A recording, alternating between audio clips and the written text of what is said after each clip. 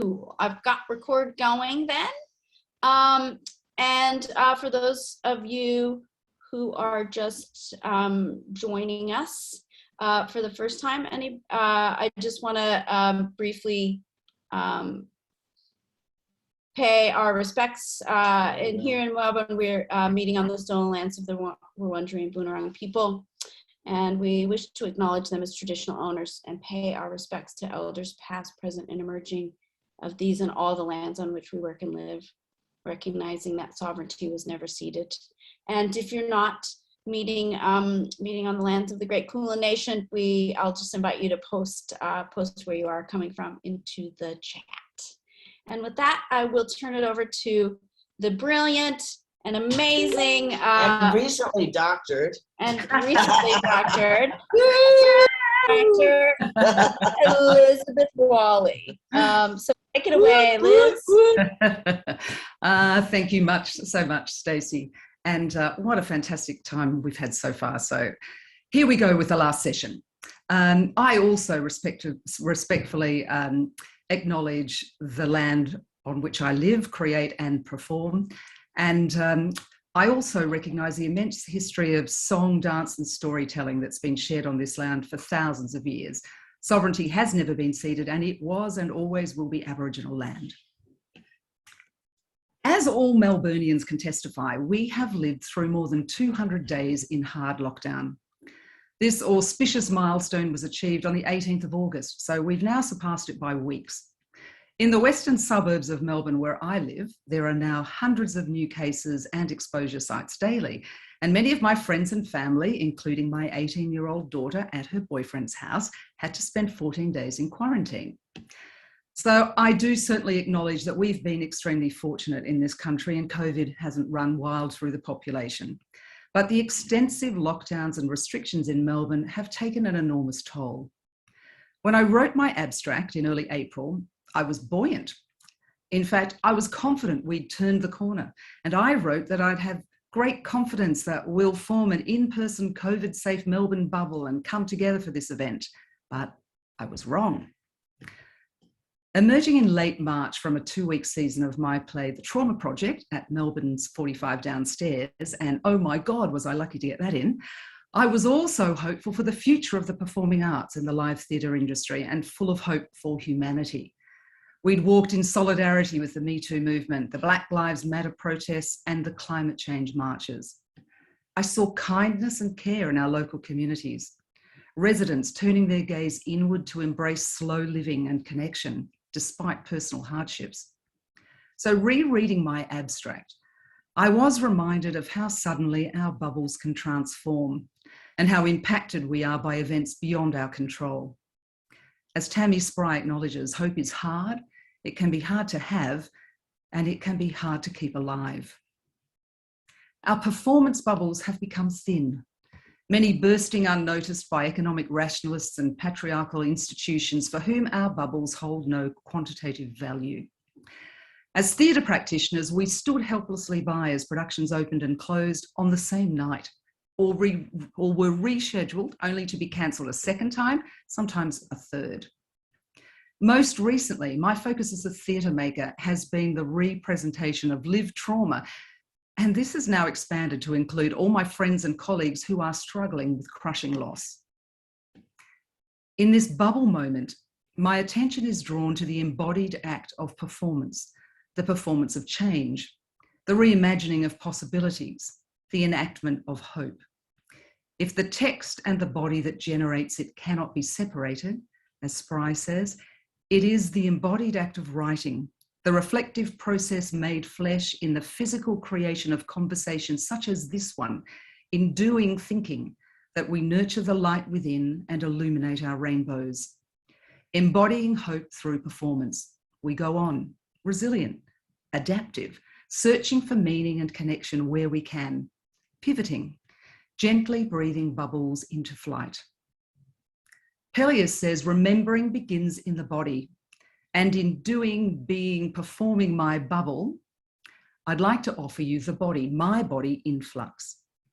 So here is something I prepared earlier, my creative response to the prompt. It's a short video montage filmed in the time of lockdown in front of a blue backcloth in my kitchen. So if you bear with me for a moment and I'll get it up.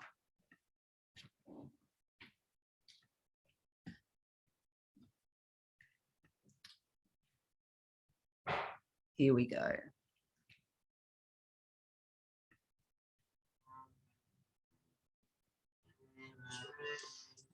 Suspended in air, rudderless between worlds of realities, disoriented, adrift in time, space, place, holding fast to rainbow truths while the world outside rages at the light. Who am I now? Will I be again? Refractions on my membrane radiate promise of possibilities not yet lost, a fragile existence amidst the gathering storm, held to the evening light as it flickers and fades.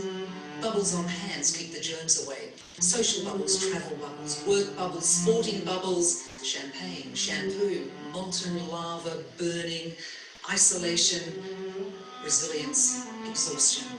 Crushed by the weight of expectations unfulfilled, by the waiting and the counting, and the waiting and the counting and the waiting. My mother's house is sold in June without family or the ceremonies that bind us. Her ashes await our coming together. My daughter leaves in July and I can no longer hold her.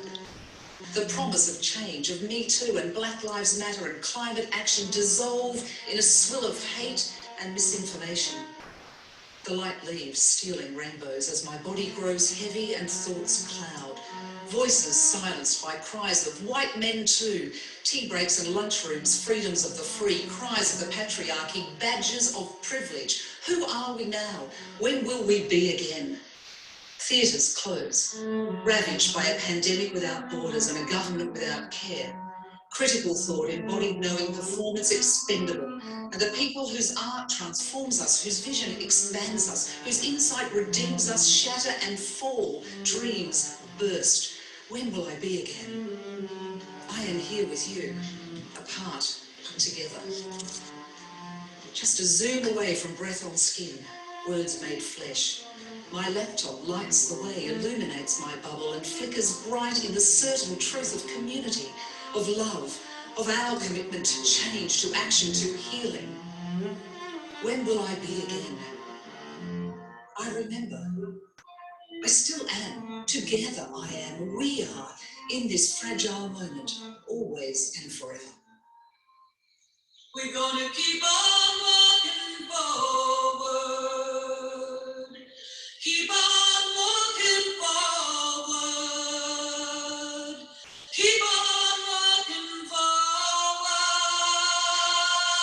Never turning back. Never turning back. We're gonna keep on walking proudly. Keep on walking proudly. Keep on walking proudly. Never turning back. Never turning back.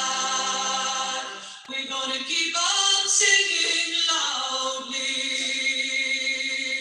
Keep on singing loudly.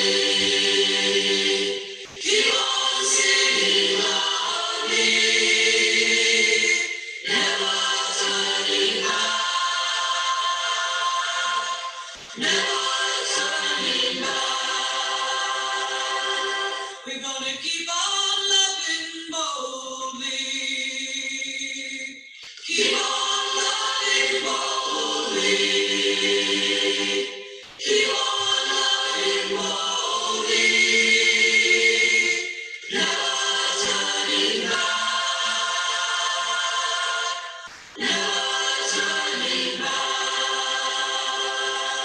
We're gonna work for change together. Work for change together. Work for change together. Never turning back. Never turning back.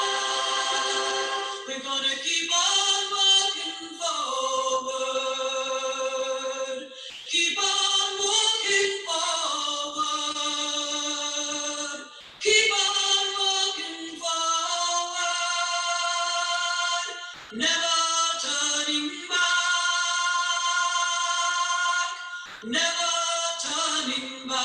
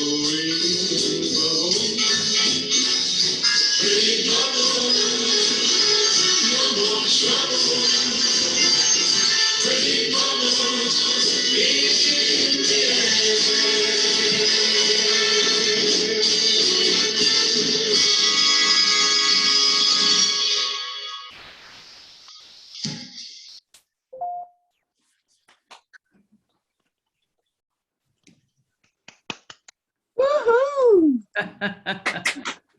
Yes.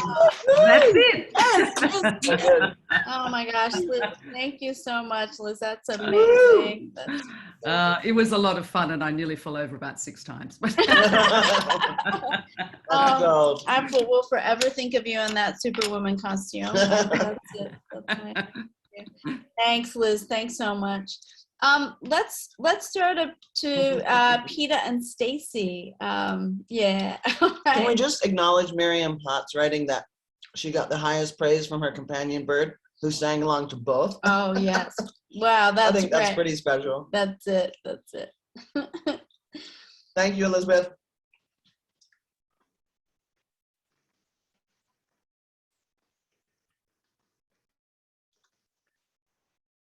So was that us? Is that what you said? Sorry, I was still. Yes, it's to you. Yeah. I was just still in a high state of excitement. Oh, good. Well, you've set the bar pretty high, Elizabeth Walley. So we will now endeavour to lower it as far as we possibly can.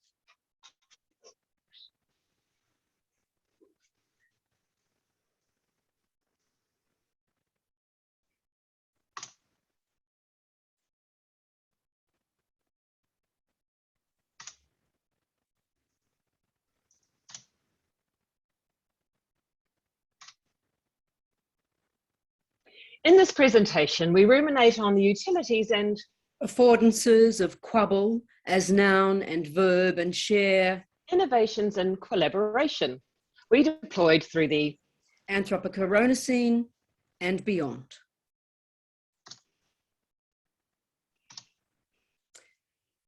Now, this is a very dense presentation, and we've got a lot to get through, including quite bucket loads of theory. So before we get too deep into it, I did want to just unpack a couple of the key terms that we will be using in this presentation in case you're unfamiliar with them. The quabbler is a relatively new term, and it was coined in 2020 as a response to the dominant term, the bubbler. It refers to a queer person that you invite to join you in your queer bubble, also known as a quabble. At this point, I would like to put on a lanyard to remind you all how important I am and the fact that we're in a conference. In fact, I'm going to put on two, because if we were all together, we would be sporting matching lanyards and having lanyard offs. So I just wanted to present to you here the contextual framework in which we situate ourselves within emerging pandemic practices. These are some of the wider practices of the wider population. It comes with a community service announcement, but this is the backdrop upon which we have conducted our research. Now, I want to point out to you that this research is a confluence of the internet and other variously gathered together kinds of interdisciplinary practices. It is, as I said, quite dense. It required an online pivot, and pivot again to the point of the lazy Susan effect quite early in the piece. And as well as this, it will require you in the course of this presentation to apply what I like to call the binoculars of geoethnographic duality, as well as having a passing understanding of queered and vow-based methods of practice as research. Now, narrowing the framework even further, let me give you some idea of some of the kind of contextual projects that were a part of this. Early in the pandemic, I made an announcement to the effect that I would be working my way through it via the affordances of the endurance-based durational live art project. And this extended beyond my own personal vow to bring in some of my colleagues. You may be cognizant of the work of the Symphony of Awkward, but it also allowed us to take practices that we had taken in the live world across into new methods. So sonic dystonic, using a dialogical kind of methodology, but bringing sound technology towards it. And then, of course, taking this into the public via a highly acclaimed piece in The Conversation, and as well, a wonderful online forum with our colleague, you may recognize there from the Symphony of Awkward, Dr. Kim Munro, who is with us in spirit this evening. Continuing with the highly important scholarly definition of terms, it's probably important to draw your attention to this handy infographic in which you can understand how we define vow-based practices. Repetitive utterances, iconographic, votive, tri-bi-ordeal. These are all things that you are familiar with from your own lives, and we like to think this infographic speaks for itself. Now, mindful of the time and the depth of the philosophy that we are trying to convey to you today, I have the trusty chicken and egg timers, which will serve us well as we get into the depths of it, because we're both likely to get a bit carried away and lose our trains of thought. So they will be standing by now as we get into the case studies that are at the centre of this particular study. They were initially conducted separately and in isolation with no interplay at all between one another. The first is mine, the second my learned colleagues. This one here took the form of a blog site, this is my own, that goes by the name of My Corona. And I commenced this in late March 2020, initially as a platform for conviviality among colleagues. I quickly found that there was no conviviality to be had, but at the same time, I began to realize that there was something else that was needing expression, and that I was able to use this blog site in order to do just that. At the same time, Dr. Taylor, privately on her own in Northcote, was beginning a project based on vestimentary semiotics, in which she made a commitment to wearing the same top every day for all online encounters, no matter what kind, no matter with whom. Now, these were both vow-based endeavours. We had no consultation with one another about this at all. We simply undertook these endurance-based practices in order to get through COVID. So I'll just take a moment to tell you a little bit more about My Corona, which began as a WordPress blog site, quite a humble site. I did issue invitations to my colleagues in the non-fiction lab, and some of them humoured me very briefly, but it was soon quite apparent that there was no interest in it whatsoever. What did draw interest, however, was a practice that I had started to develop almost unwittingly of trying to put new words to this rarefied and unprecedented experience that was the pandemic.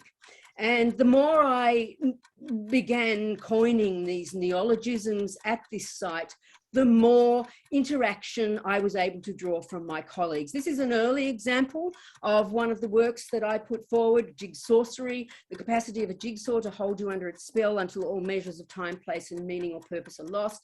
And this format with the photo a day, the new word and its definition, as well as dialogical ruminations of my own, became the kind of cadence of this project. As said, meanwhile, across town, there was a rise of a parallel pandemic practice, a corresponding COVID caper, an aligned ISO enterprise, and this was, as Dr. Murray has so well put it, the daily garb. Now, this became known as my avatar because I was in effect creating my own avatar, and this was a practice durational also that ran for 365 days. I donned this top in all platforms of online life, whether it be work, whether it be Christmas, whether it be political, whether it be very lonely, or whether it be something I probably shouldn't be oversharing. But now we feel it's time to get empirical and share with you some. We've had a team of statisticians analyse the data, and we have this to report. So on the neological numeration, we can report that 247 new words were coined and published, 31 were drafted, 2 are still scheduled, and 3, sadly, weren't up to snuff. Now, in terms of the avatar analysis, this gets rather more complicated, and it involves a complicated equation that probably you can't get your heads around, but I can just say that, long story short, the vestment was worn upwards of 2,000 times and probably washed fewer than 35. And for those who like to process information graphically, here is another chart that also speaks for itself. Now, in my defence, given Dr. Taylor's overwhelming numerical superiority, I will add that I did, during this time, suffer some personal misadventure in the form of what I coined the trifracture. This was a fall in which I broke 3 bones, and it was a cause for setback in terms of my endeavours at the computer. But at the same time, it also was a moment when we began to realise that something more was going on, and there were some kind of interpretive dance, I guess you would say, a sort of psychic interpretive dance in series or in parallel that was starting to happen between us, an emergent interplay of telepathically transmitted silent prompts and invisible interventions into each other's psychic space. And I started to realize that our findings, which were emerging even before we knew we were looking for anything, was some kind of form of what we've subsequently called ESD, extrasensory duoethnography. Here is an example of ESD.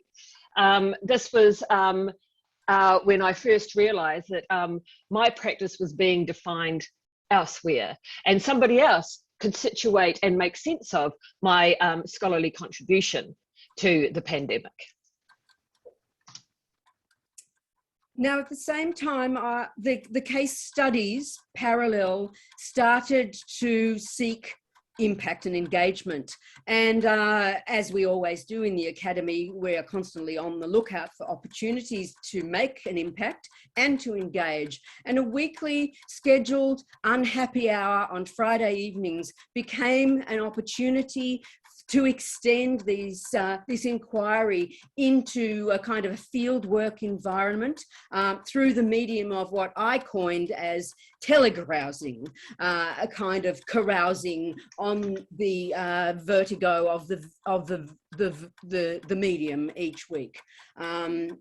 So yes, this was an opportunity to, without ethics approval, I might add, to take our studies into the public domain. I can't emphasize enough the lack of ethics approval that we had for the study as the quabbling become ever more unconscious. But this is some evidence of when the quabbling became quite literally unconscious, and Dr. Murray visited me in a dream. In the dream, I was at drama camp, and where most of my dreams take place, and I was taking notes in a small brown notebook when Dr. Murray approached me and urgently said, "We need to find Ron Bolsch." Now, this stayed with me a long time, and then one of these unhappy hours, I confessed that I found that somewhere in the world, Ron Bolsch was going to be the man we needed to absolutely verify our scholarly contributions. And so our learned colleague, Lucinda, soon-to-be Dr. Lucinda Strawn, did some browser-based research and did find who she believes to be the Ron Bolsch in question. And I must emphasize again, Ron Bolsch is unaware, has never signed a participant information consent form. You are all in a cone of silence.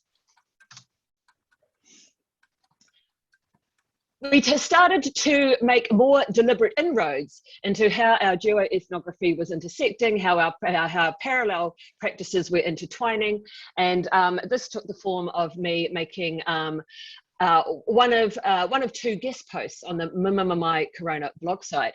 Now, I have to say this is not for the faint-hearted. The selection process is arduous. You do have to make a pitch to the administrator, Dr. Murray, and the peer review is brutal. I did, however, manage to clear all hurdles, and my coinage, single filia, was accepted in April of 2020. Da, da, da, da.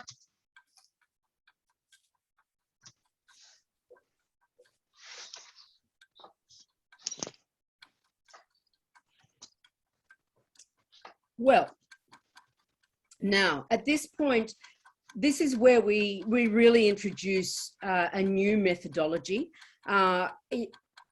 extending this idea of the tandem and the twinned and the extrasensory, where we turn to each other to ask the other to theorize the research that we have quite unwittingly been conducting. So I would like to now hand the mantle to Dr. Taylor, who will present a 2-minute lecture discourse on the theorization of My Corona. And Dr. Murray should be warned that I will be demanding reciprocity, and once I have completed my theorisation of Dr. Murray's practice, Dr. Murray will be required to supply a theorisation of mine, because duo ethnography is nothing if not reciprocal and reflexive. So I first want to acknowledge that it is very bad PowerPoint form to have such textual density, so I will now endeavour to make the text more accessible. You're welcome. So I shall now go, and we're racing against the clock, Dr. Murray. We're at 15 minutes, 40 seconds. So I'm going to go for gold here. So I can tell you that Dr. Murray's practice is situated at the nexus of performance art, critical autoethnography, and the dialogical arts and science, especially the act of creating, quote, a meaningful communal and material practice for generating collective and performative autoethnography. Munro, Murray and Taylor, 2020, unquote. Our durational performance. Janet Mock reminds us of the folly of time and, quote, that the whole duration is difficult, if not impossible, to apprehend at once, end quote. Dr. Murray, therefore, makes a practice of constant neology, which helps us apprehend and comprehend day by day, thus grounding, quote, abstract, esoteric, and impractical concepts in lived material circumstances. Boylawn and Adams, 2016, page 88, end quote. Like all cutting-edge scholarship, Dr. Murray's work is controversial for those who believe our vocabulary should bypass the gatekeepers of the major dictionaries. But in this way, Murray's work is held up with that of Gilles Deleuze, who points out that, well, quote, philosophers are sometimes criticized for creating barbaric words. Sometimes these words can only be sometimes these concepts, rather, can only be designated by a word that does not yet exist, unquote. As Dr. Murray herself observes in a forthcoming work, quote, words may be sites of enigma containing multiplicities of meanings, unquote, and therefore the language must evolve as we navigate the slings and arrows of outrageous plagues, quakes, and street riots. On a quibble note, it's refreshing that Murray's pandemic practices, saturated with narratives of homeschooling and seeing all of Brighton, are, as Halberstam encourages, quote, unscripted by the conventions of family inheritance and child rearing, unquote. As Holman, Jones and Harris urge, quote, screaming from the margins can itself be an act of power, end quote. Of single filia, I have written elsewhere that, quote, I move into the ditch while throwing you the side eye, a tricky manoeuvre, end quote, which I offer here as a metaphor for moving into the confines of WordPress to throw out a daily stream. As such, we might read Murray's contribution as, quote, endurance art, a kind of performance art involving some form of hardship such as pain, solitude or exhaustion. Shelson, 2018, page 3, end quote, that, quote, signals to something more that might lie behind or beyond the surface of experience. Holman, Jones and Harris, 2019, page 76. And scene.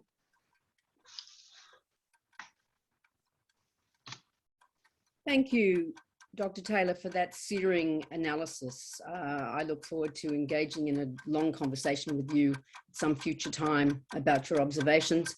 In response, let me offer you, through the lens of practice as research, my reading of your vow-based practice in the semiotics of the vestment. This is an ode to an avatop. Thou oft rewashed garb of lockdown, thou foster child of ISO and slow time, nylon historian, who can thus express a fabrication ne'er in need of an iron? What clothesome legends haunt about thy shape, thy sleeves and neckline, pits and bodice too? Oh, avatop, how worn! Not days, not months, but one full year. What starch, what zip, what staying power, what foxy moxy verve, diurnal churn and not a single rip? This avatop and wearer, ever twinned in kinship, therefore let us mark this. Think it not discarded, neither bagged nor binned, reborn instead to clean and scour the sink, to wipe a fevered brow if flushing hot, to serve as comforter when life gets ragged. Bold avatop of reddish, blackish hues, no rent, no tear, no threadbareness or fade, durationally indelible, zoomiform, compulsively defiant, tailor-made. Thank you, Dr. Murray, for a an extraordinary complex response to an equally extraordinary complex practice. We leave you here with the outputs to date, the long list of references, and we thank you for your indulgence as we share with you our quabbling.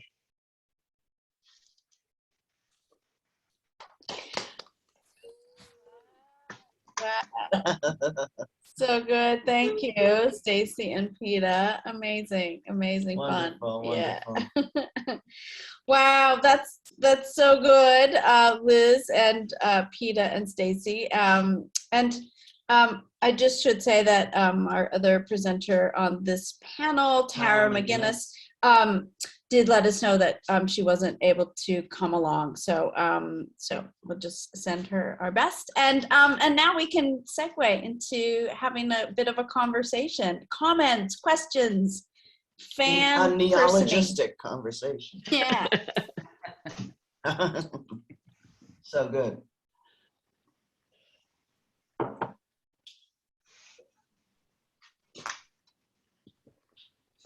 Okay, well, not to butt my way in, but Go ahead, Dan.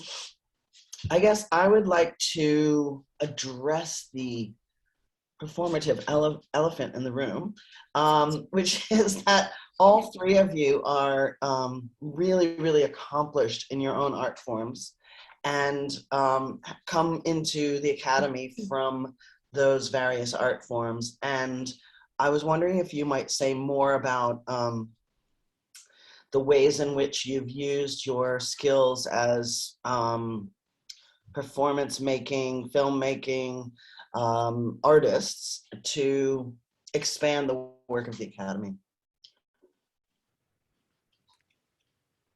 Just a small question. Elizabeth, do you want to go first? Thanks for that. I love the tiny voice. Elizabeth.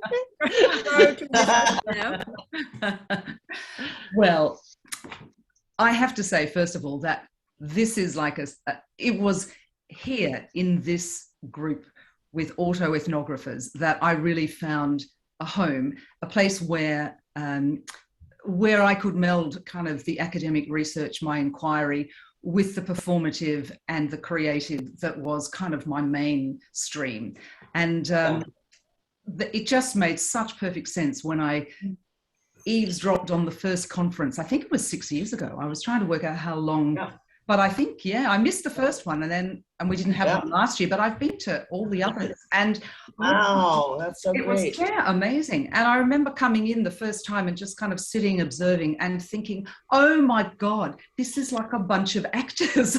Yeah, exactly. It's like sitting in a rehearsal room. It was like people just sharing their truth so generously, and it was received with such kind of humility and care from everyone in the room, and we cried, and our lives were changed by all those encounters. It was just so profound for me then, that first encounter, and has continued to be. And even it's interesting because I'm deviating from your question, Dan, apologies, but even when preparing to put something together for this conference, I was thinking, so I was so full of, the joys of life when I first said, yeah, I'll be in this. And then, it's just like smack you in the face, the whole, just the challenges of all the isolation and I think for me, watching friends' shows just like topple and fall like a bunch of Skittles. They were on and off and on and off. And, people who've learned these parts and rehearsed them and then, they do one show and it's off. And it was really traumatic, I think, for my immediate community. Yes. And why am I telling you all this? Oh, yes. So I was feeling all of these things. And I had no idea what the hell I could come and talk about here. I just didn't feel I had anything to say. And yet, the act of sitting and trying to write something and it was the physical act of creating something, thinking, what can I do? And for me, I really knew that the theory that I've carried through the PhD, all the trauma theory and the performance theory, that performative stuff, in order to find something to do, I had to use my body, because that's the thing that's been so absent in this time. And so even in the kitchen, with the blue drop, I just rediscovered the kind of joy of both the research and my performance and the passions of my life and the way they collide in that. So sharing these things, which was a bit stupid, but sharing this stuff with you as well, it just gave me hope, I think, and real pleasure. I just thoroughly enjoyed a couple of days of this stupid trying to put something together, and remembered that this is really what kind of impels me forward in life. So I haven't really answered your question, but performance for me with autoethnography is just a natural mix. Thanks, Over to you, Liz. Stayci and Peta. Thank you, Liz. I just want to say it's so true, and I feel like somehow this pandemic moment has really met autoethnography, the autoethnographic community, because it does bring us back to relationality and embodiment, all those things, right? And that have been part of the foundation of the argument against autoethnography, which is all of the kind of validity arguments and all that. And I sort of feel like, in a sense, it feels like everyone's had an experience of an autoethnographic encounter during this time because of the isolation and alienation, and that's allowed the craving for community and companionship and place to come forward in cultural and personal ways. So thank you. And also, I think the reflective nature of, the very fact that it is a reflective form and self-reflective is such a tool for people who are trying to wrestle with this. And then if we as a community can find words or modes of expression, even not word, we can speak to and with and for others who are lost in this moment. So exactly. It's thank you. Now I'll stop. Thank you. Beautiful. Peta and Stacey? I think there's lots of ways to answer that question, and I think when I reflect on it, I don't know if I'd be able to teach without my theatre background, because contrary to what might be presented, I'm sort of a shy person as well as a gregarious person. We all know that the two things can exist. So I kind of treat every lecture or tutorial as a bit of an opening night. It's the only way I kind of know how to approach it and give it the energy and confidence it's required. But I guess another way to answer your question, Dan, is in terms of improvisation, I think, and because so much of my research is collaborative, thank God, to kind of get to findings, and I know we were taking the piss, but to actually kind of discover something through making and through picking up a rock of humanity and looking up underneath and finding out what tiny thing might make a tiny new connection that can help us, create meaning as the world collapses around us, not to be too over dramatic, theatre background. It really helps to work in a way that is both generative and has a forward momentum, which doesn't happen if you don't have a yes and mentality, if you aren't able to accept that the way you thought the foregone conclusions you might have in your mind may not be where you're going at all, and because of the way you're working with your research collaborators, you're able to follow a trail rather than kind of forge a straight line towards what you think it should be. I'm being a bit vague, but it's something I've kind of thought about that a lot in research, that it is so much more, like Elizabeth was saying, so much more like sitting in a rehearsal room than I ever thought it would be, in terms of if you are actually going to be able to make anything, to disseminate it, to make a performance that is actually trying to say something about the world. It only happens if you can find people that, if they don't have those skills already, are really enchanted and curious about them and happy to come on those sorts of rides.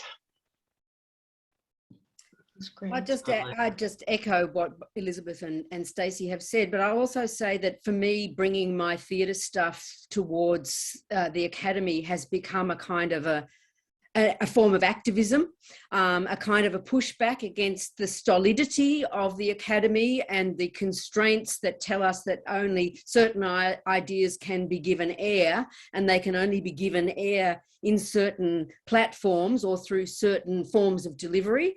It was a major breakthrough for me when I realized that I could bring these tools. I was trying to hide them. You know, I didn't want people to know that I had this kind of stuff. I was trying to pretend to be a jolly good fellow. But to realize that this is a whole vocabulary of impact and engagement that allows for a broader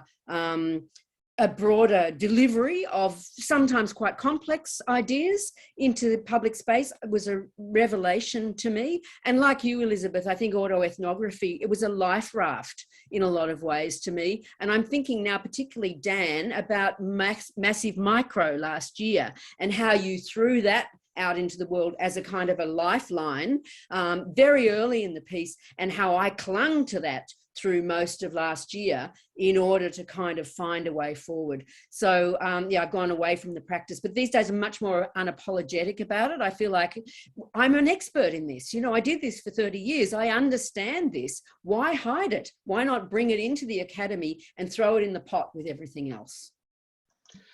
Brilliant. May I just jump in with one more thing, which is that the other thing about the critical autoethnography, CAE whānau, and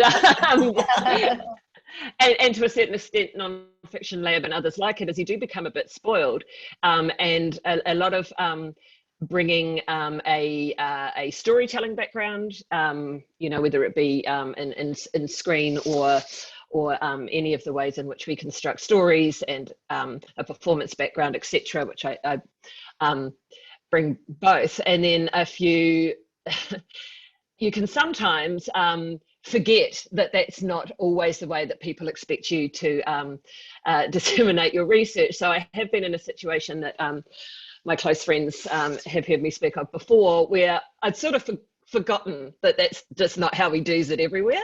So I'm in another conference, and you know, there's lots of PowerPoints, not nearly as spectacular as ours, but you know, lots of PowerPoint presentations, lots of people, you know, with their nose pressed up against their papers and all of that. And then I get up and start reading from my diary and kind of acting stuff out and kind of going, wow, this is a tough room. And then realizing that they're just utterly bewildered as to what the fuck I think I'm doing. And somebody said afterwards, look, it wasn't that we were engaged, we just weren't expecting it. You gave us no warning. So it's a cautionary tale. Peta and I are actually doing a forum, and we've managed to persuade the fantastic Denise Chapman to be part of it next month. This isn't meant to be a plug, it really is still answering the question, where we absolutely kind of invite people to think about why we've stuck in our ways with how research should be presented, and we're going to try and kind of showcase for, you know, beyond peeps like us, you know, different ways that we can, you know, open this out. Totally. I think there's some kind of conference or, you know, special issue around like coming out of the CAE closet or something. Because like, I know when I was like the GO8, you know, performing pony, I was so scared to just like, well, no, not that I was scared. I actually did say that I was doing autoethnography, and everybody was just like, that's ridiculous. That is complete bollocks, you know? And I was like, okay, all right then. I'll just put that back in the closet with all the other things, and I won't talk about that. And then, and I just feel like, you know, I used to say I would never be, I wouldn't have stayed, I wouldn't have come into the academy, I wouldn't stay in the academy if it hadn't been during this era, particular era, where creative practice and research creation was possible. It wouldn't have met me, and I wouldn't have met it in a way that was viable. And I think that about autoethnography as well. Like, I just feel so blessed to have found this community, and Chris Poulos, who we're going to hear from in about 8 minutes, is one of those long time foundational autoethnographic scholars from the community in the States. You know, when it wasn't when I read the work, I felt that affinity, but when I went to ICQI in the States and had this kind of experience of being in community with people who oh, they're like performers, or it's like actors in a room, or it's like I remember my apocryphal moment was I went to this like far out on the campus at ICQI in Illinois classroom, and they were doing a performance autoethnography panel on hair, and it was like Tammy Spry and Bryant Keith Alexander and Claudio Moreno and like all these amazing performance studies scholars who did autoethnography. And I just remember like people sitting in the audience, just like, it was like church, you know, and they're just like, preach, preach, preach. It was like kind of like a mashup of like a jazz club in New York and like a Baptist church in the South where my dad was from. And I was like, okay, I'm home, you know. Yeah, dogs are barking, sorry. But I think that's right. It's about finding your place and also knowing that not every place is the place for this work. And that's okay too. That's great. That's great. Oh, Others. thanks. Other comments, questions? We've got a few minutes.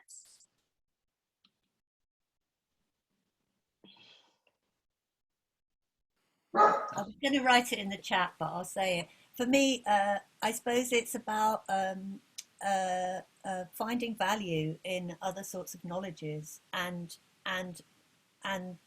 this community and the ICQI community kind of supports me in that, because I get validation for thinking that the other sorts of knowledges that I'm putting forward are just as valid and have power, and often a lot more power, because the kind of playfulness or, you know, the metaphor kind of goes under the skin more. It kind of goes in and touches something quite, I don't know, obliquely almost, if that makes sense. Beautiful, Davina. Yeah. I love all the skin metaphors we've been working with today. Oh, thanks. Thanks for posting that, Stayci. We'll have to look at that using your jazz hands that you posted in the link. That's terrific. All right, maybe that's a good place to stop for the moment. Thank you so much, Elizabeth, Stayci, and Peta, for that amazing work. It's really great. Lovely. And I just want to acknowledge, 6 o'clock on what's been a really full and joyous day. That's not an easy time slot, but you really brought it. So thank you very much for that. You did. Thank you. All right. So now we're really warmed up for our headliner this evening. So Chris, I see that you're here, and I'm really excited for the presentation that's coming up. Chris has been to bed. He's up very early, and so 5 a.m. Yeah, North Carolina. So he's had a little sleep, and I'm now very rudely and unceremoniously going to end this Zoom and kick us out so that we can close off the recording. Yep. So I'll end the meeting, but then just jump right back in, and then Chris will aim to start right on time at on the hour. So we've got about 4 minutes if you want to grab See you there. a snack or a drink. Okay, see you in a minute. Bye. Bye, everybody.